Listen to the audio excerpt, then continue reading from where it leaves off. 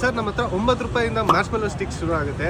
ಒಬ್ರು 1 ಸ್ಟಿಕ್ ತಿನ್ನೋದಕ್ಕೆ ಬಂದ್ರೆ 10 ಸ್ಟಿಕ್ ತಿನ್ಕೊಂಡು ಹೋಗ್ತಾರೆ. ಸೊ ನಿಮ್ಗೆಲ್ಲ ಗೊತ್ತಿರೋಂಗೆ ಈ ಚಾಕ್ಲೇಟ್ ಸ್ಟ್ರಾಬೆರಿ ಟ್ರೆಂಡಿಂಗ್ ಅಲ್ಲಿ ಇದೆ. ಇವಾಗ ಹೆಂಗಾಗ್ಬಿಟ್ಟಿದೆ ಅಂದ್ರೆ ಮೋಸ್ಟ್ ಕಾಮನ್ ಆಗ್ಬಿಟ್ಟಿದೆ. ಎಲ್ಲ ಏರಿಯಾದಲ್ಲೂ 3-4 ಔಟ್ಲೆಟ್ ಓಪನ್ ಮಾಡ್ಬಿಟ್ಟಿದ್ದಾರೆ. ಹೋದ್ರೆ ಸ್ಟ್ರಾಬೆರಿ, ಬ್ರೌನಿ, ನಾರ್ಮಲ್ ಕೇಕ್ಸ್ ಅದೆಲ್ಲ ನಾರ್ಮಲ್ ಆಗಿದೆ. ಸೊ ಅದನ್ನ ಬಿಟ್ಟು ಡಿಫ್ರೆಂಟ್ ಆಗಿ ಏನ್ ಕೊಡ್ಬೋದು ಅಂತ ಯೋಚನೆ ಮಾಡಿ chocolate covered apple, cotton cheese cake, ಮತ್ತೆ Nutella banana split, Nutella bread rolls ಅಂತ ಕೊಡ್ತಿದೀವಿ. ಸೊ ಇಡೀ ಬೆಂಗಳೂರಲ್ಲಿ ನಮ್ಮ ತರ ಕಾನ್ಸೆಪ್ಟ್ ಯಾರು ಕೊಡ್ತಿಲ್ಲ.